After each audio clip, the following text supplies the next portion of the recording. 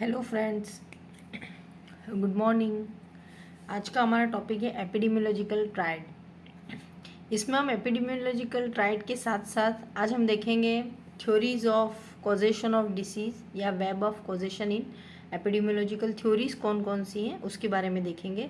इसके previous video में हमने देखा था कि एपिडेमियोलॉजी की डेफिनेशन देखी थी, aim, ultimate aim, method of epidemiology और कंपोनेंट ऑफ एपिडेमियोलॉजी हमने लास्ट लेक्चर में डिस्कस किया था। अभी हम देखेंगे एपिडेमियोलॉजिकल ट्रायड, जो कि बहुत इंपॉर्टेंट टॉपिक है। ये कॉम्पिटिटिव एग्जाम में भी पूछते हैं और हमारे मेन बीएससी, एमएससी, जीएनएम सभी में ये क्वेश्चन पूछा जाता है। तो इसे हम ध्यान से देखेंगे कि एपिडेमियोलॉजिकल ट्रायड क्या है। तो ट्रायड का मतलब होता है थ्री, ठीक है। तो अभी हम देखेंगे कि थ्री कौन कौन से कंपोनेंट हैं जो क्या कर रहे हैं, किसी डिसीज़ को अकर कर रहे हैं। किसी भी डिसीज़ होने के पीछे क्या कारण है उसके बारे में हम देखेंगे, या हम कह सकते हैं रीज़न ऑफ डिसीज़। वही बात हो गई कि किसी भी डिसीज़ का रीज़न क्या है, किन तीन कारणों की वजह से, कौन कौन से ट्रायड हैं जिसकी वजह से क्या हो रहा है, कोई डिसीज़ हो रही है। तो मेनली हम देखते हैं, फर्स्ट है जैसे एजेंट, एनवायरनमेंट एंड होस्ट। जैसे एग्जाम में हो गया, कॉम्पिटिटिव एग्जाम में पूछ लिया कि ट्रायड में कौन कौन इंक्लूड हैं। तो जैसे एजेंट हो गया, एनवायरनमेंट, होस्ट हो गया, और एक्सेप्ट कौन सा नहीं है। तो ये तीन चीज़ें तो हैं। देन जो फोर्थ होगा वो आपका रॉन्ग आंसर होगा। ये तो सिर्फ कॉम्पिटिटिव का है, वैसे मेन एग्जाम में भी हमें पूछते हैं। अब हम वन बाय वन देखेंगे। एपिडेमियोलॉजिकल ट्रायड में है अकरेंस ऑफ डिसीज या रीजन ऑफ डिसीज। इसमें फर्स्ट है एजेंट, एनवायरनमेंट सेकेंड, और थर्ड है होस्ट। अभी हम वन बाय वन हम इन्हें समझेंगे क्या होता है। एजेंट का है infectious thing which cause disease. एक एजेंट है, एक थिंग्स है, एक इन्फेक्शियस थिंग है जिसके कारण क्या हो रहा है, डिसीज हो रही है। इसका एग्जाम्पल है हेपेटाइटिस ए, ठीक है। जैसे टीबी के लिए क्या हो गया, माइकोबैक्टीरियम ट्यूबरकुलाई। तो ये स्पेसिफिक एक एजेंट है, ठीक है, एक बैक्टीरिया जिसकी वजह से क्या हो रहा है, डिसीज होती है। सेकेंड है एनवायरनमेंट। एनवायरनमेंट में क्या होता है, जैसे एक्सटर्नल और सराउंडिंग, जो हमारे चारों तरफ है, जो हमारा सराउंडिंग है, जैसे वो हमारा एनवायरनमेंट है। जैसे एनवायरनमेंट में क्या होता है, एयर हो गई, ठीक है। एयर है mediator between agent and host. अब ये जो एनवायरनमेंट है वो एजेंट और होस्ट के बीच में क्या है, मीडिएटर है, जो कि क्या कर रहा है, एजेंट को ट्रांसफ़र कर रहा है होस्ट के अंदर। अब हम देखेंगे होस्ट क्या होता है। तो एनवायरनमेंट में जैसे एयर हो गई, जैसे मान लो किसी ने कफिंग किया, स्नीजिंग किया, तो जो वो माइक्रो ऑर्गेनिज्म थे क्या हो गए, वो एनवायरनमेंट में एयर के अंदर फैल गए। फिर क्या होता है, जो अदर पर्सन होता है वो उसे इनहेल करता है, लेता है। तो एनवायरनमेंट के थ्रू क्या हुआ कि वो जो एजेंट था वो ट्रांसफ़र हुआ होस्ट में। अब हम देखेंगे होस्ट क्या होता है। होस्ट क्या होता है, the receiver of the agent. अब जो एजेंट है, जो एनवायरनमेंट के अंदर था, प्रेजेंट था, उसको होस्ट ने क्या किया, रिसीव किया, उस पर्सन ने रिसीव किया, इसीलिए उसे हम क्या बोलते हैं, host, the receiver of the agent. जैसे एग्जाम्पल हो गया ह्यूमन या एनिमल, ठीक है। जो क्या करता है कि जो एजेंट है, जो एनवायरनमेंट में प्रेजेंट है, वो क्या हो रहा है कि वो होस्ट, जो पर्सन है, वो उसे क्या कर रहा है, रिसीव कर रहा है, जिसे हम क्या बोलते हैं, होस्ट। तो तीन हो गए triad, agent, environment and host. अब हम इसे एक एग्जाम्पल से समझेंगे। जैसे एग्जाम्पल में हो गया हेपेटाइटिस ए, एक क्या है, एजेंट है। जो क्या हो गया, वाटर और फूड के थ्रू क्या होता है, हेपेटाइटिस ए होता है, ठीक है। तो जो वाटर है, और वाटर और कंटामिनेटेड वाटर और फूड जो लिया उन्होंने, वो क्या हो गया, किसी पर्सन ने लिया, तो वो एजेंट था, वो उसके अंदर प्रेजेंट था। फिर वो फूड लेने से क्या हुआ, वो एजेंट था, जो हेपेटाइटिस ए जो वायरस था, वो पर्सन के खाने के थ्रू क्या हो गया, उसके बॉडी में एंटर कर गया। तो ये हो गया होस्ट। हेपेटाइटिस एक एजेंट है, वाटर और फूड यहाँ पर मीडिएटर हैं, जो एनवायरनमेंट है। देन थर्ड है हमारा मेन ईटिंग, और पर्सन ईट कर रहा है, वो क्या हो गया, होस्ट। तो ये हमारे तीन ट्रायड हो गए, एजेंट, होस्ट एंड एनवायरनमेंट। अब हम इन्हें वन बाय वन डिटेल में देखेंगे कि एजेंट में कौन कौन से एजेंट्स हैं। अब हम देखते हैं एजेंट में, फर्स्ट है एजेंट फैक्टर। अब एजेंट के अंदर कौन कौन से इंक्लूड है, biological agent, physical agent and chemical agent. Biological agent में जैसे हो गया बैक्टीरिया, वायरस, फंगस, प्रोटोजोआ और ऑल माइक्रो ऑर्गेनिज्म। जितने भी माइक्रो ऑर्गेनिज्म, सूक्ष्म जीव, जीवाणु, बैक्टीरिया, वायरस, फंगस जितने भी आते हैं, वो क्या होते हैं, बायोलॉजिकल एजेंट है। जैसे एग्जाम्पल हो गया mycobacterium tuberculosis, corynebacterium diphtheria, hepatitis A virus, ये सब क्या हो गए, बायोलॉजिकल एजेंट। देन नेक्स्ट है सेकेंड है फिजिकल एजेंट। फिजिकल एजेंट में जैसे क्या हो गया, जैसे रेडिएशन हो गई। सेकेंड है एक्सट्रीम हीट, थर्ड हो गया कॉल्ड। अब जैसे रेडिएशन में हम देखेंगे अल्ट्रावायलेट रेज होती है जो किसे कॉज करती है, डिसीज को कॉज करती है, जो कैंसर को कॉज करती है ना। तो ये हो गया, ये एजेंट है जिसके थ्रू क्या हो रहा है, डिसीज हो रही है। तो उसमें हम देख रहे हैं एजेंट के अंदर फिजिकल एजेंट। फिजिकल एजेंट में रेडिएशन हो गया, जिसमें रेडिएशन में जैसे क्या अल्ट्रावायलेट रेज हो गई जिसके कारण क्या होता है, कैंसर होता है। सेकेंड है एक्सट्रीम हीट। एक्सट्रीम हीट में हो गया जैसे सन बर्न, बहुत ज़्यादा हीट से क्या हो रहा है, सन बर्न हो रहा है, स्किन बर्न हो रही है, तो ये भी एक किसी प्रॉब्लम का कॉज है। सेकेंड है कॉल्ड। कॉल्ड से क्या हो रहा है, फ्रॉस्ट बाइट होता है। फ्रॉस्ट बाइट आपने पढ़ा होगा, ठीक है। एक्सेसिव कॉल्ड से क्या होता है कि वो एरिया के सेंसेशन लॉस हो जाते हैं, तो ये हो गया फ्रॉस्ट बाइट। तो ये हो गया फिजिकल एजेंट। देन थर्ड हम देखेंगे केमिकल एजेंट। केमिकल एजेंट जैसे एसिड, एल्केलाइज और मेटल्स होते हैं। जैसे एग्जाम्पल हो गया, जैसे केमिकल में जैसे अस्थमा हो गया, है ना, स्किन इरिटेशन हो गया, एसिड से स्किन बर्न हो गई, आई में इरिटेशन हो गया। जैसे कुछ केमिकल्स होते हैं जो एनवायरनमेंट में प्रेजेंट होते हैं, तो उससे अगर किसी पर्सन को एलर्जी है तो उस केमिकल की वजह से उस पर्सन को अगर एलर्जी है तो एलर्जी की वजह से उसे क्या हो रहा है, अस्थमा आ रहा है। उसकी जो ब्रोंकाई होते हैं, ठीक है, जो ब्रोंके वो क्या हो रहा है, कॉन्स्ट्रिक्ट हो जाते हैं, जिससे उसको ब्रीथिंग, ये अस्थमा आप डिटेल में पढ़ेंगे। तो ये क्या हो रहा है, अस्थमा भी कॉज होता है किसकी वजह से, केमिकल एजेंट की वजह से। तो एजेंट समझ में आ गया, biological, physical and chemical agent. अब हम नेक्स्ट देखेंगे, नेक्स्ट है न्यूट्रिशनल एजेंट। न्यूट्रिशनल एजेंट में क्या हो गया, जैसे lack of protein, carbohydrate, minerals, excess food eating, toxicity, ये एक एजेंट है। जैसे मान लो फॉर एग्जांपल हम समझते हैं लैक ऑफ प्रोटीन, अगर पर्सन की डाइट में प्रोटीन की रिक्वायरमेंट फुलफिल नहीं हो रही है, प्रोटीन की कमी है, तो जिसकी वजह से क्या होता है, प्रोटीन एनर्जी माल न्यूट्रिशन होता है।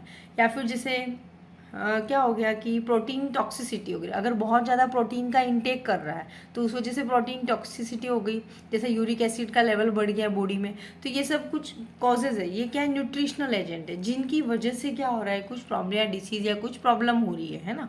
तो ये हो गया हमारा न्यूट्रिशनल एजेंट। तो ये हमने देख लिया, एजेंट में 4 एजेंट थे, physical, biological, physical, chemical and nutritional agent. अब हम सेकंड, हमारा ट्राइड का सेकंड टॉपिक है, सेकंड हमारा जो फैक्टर है वो है एनवायरमेंटल फैक्टर। अब एनवायरमेंटल फैक्टर में भी हम फर्दर देखते हैं physical environment, biological environment and socio economic environment. अब फिजिकल एनवायरनमेंट में क्या होगा, जैसे air, water, food in surrounding. अब जो हमारा एनवायरनमेंट है उसमें हवा है, पानी है, फूड है, सारी चीज़ें हैं, तो जिसकी वजह से अभी हमने देखा था कि एनवायरनमेंट है वो मीडिएटर है एजेंट और होस्ट का, जिसके थ्रू डिसीज़ का क्या हो रहा है, ट्रांसफ़र हो रहा है ना। तो जैसे हेपेटाइटिस ए अभी हमने डिस्कस किया, वो क्या हो रहा है, कंटामिनेटेड वाटर और फूड की वजह से हो रहा है।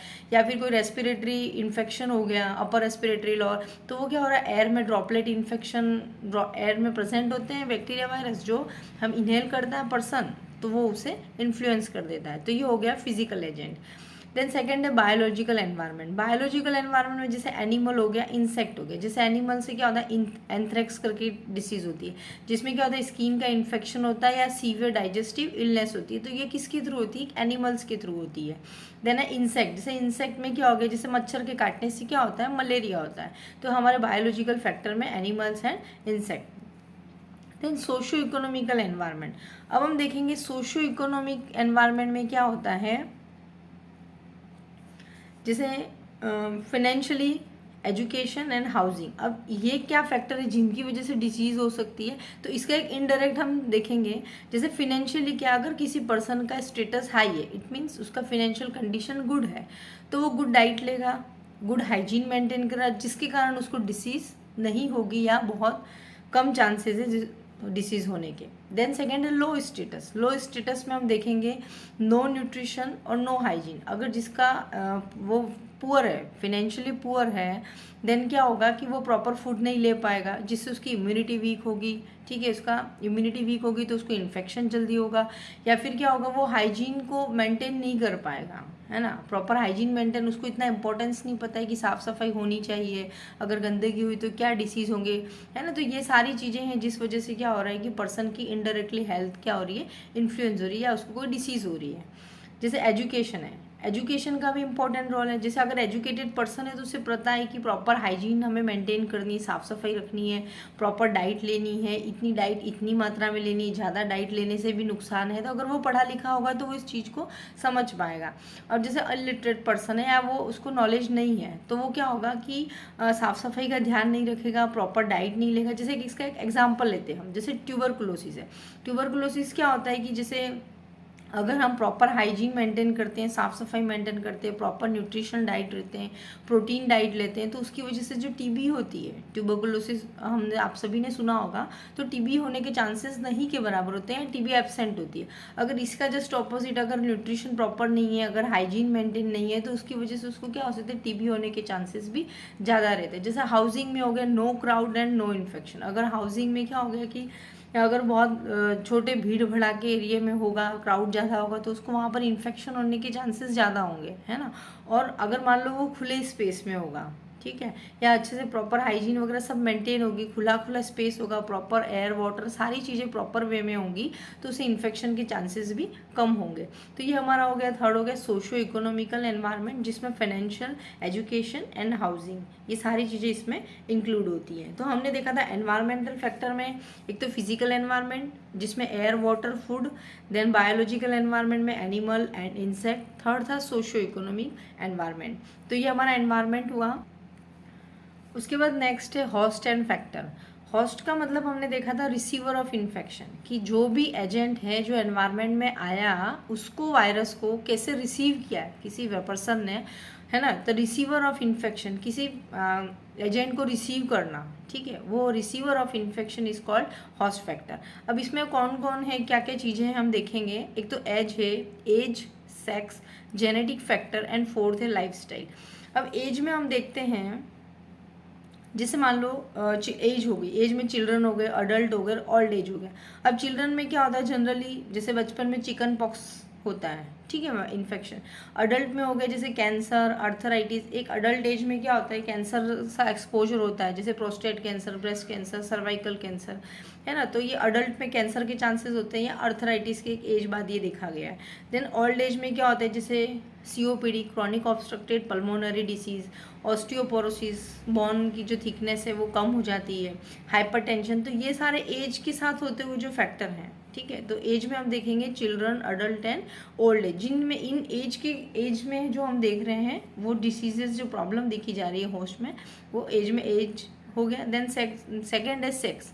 सेक्स में हम देखेंगे मेल एंड फीमेल। मेल में क्या हो गया, जैसे मेल में जनरली हम देखते हैं प्रोस्टेट कैंसर, लंग कैंसर, ठीक है। जनरली ये सेक्स में हम डिफ्रेंशिएट कर रहे हैं मेल एंड फीमेल में। तो मेल में हम देखते हैं जैसे prostate cancer, lung cancer, female में हम देखते हैं ब्रेस्ट कैंसर, सर्वाइकल कैंसर। तो ये स्पेसिफिक इनको सेक्स के अकॉर्डिंग उनकी डिसीज़ को डिस्ट्रीब्यूट कर दिया है। थर्ड है जैसे जेनेटिक फैक्टर। जेनेटिक फैक्टर में जैसे फैमिली हिस्ट्री या हेरिडिटी, जैसे मान लो किसी की फैमिली हिस्ट्री है ना, उसको फैमिली में प्रॉब्लम देखी गई, कैंसर देखा गया, या जैसे कि फॉर एग्जांपल ग्लूकोमा देखा गया है, हाइपरटेंशन देखा गया, डायबिटीज़ देखा गया, तो वो क्या हो रहा है, एक जेनेटिक फैक्टर है, ठीक है, जो हेरिडिटरी चला आ रहा है, जिसकी वजह से डिसीज हो रही है ना। तो ये हो गया जेनेटिक फैक्टर।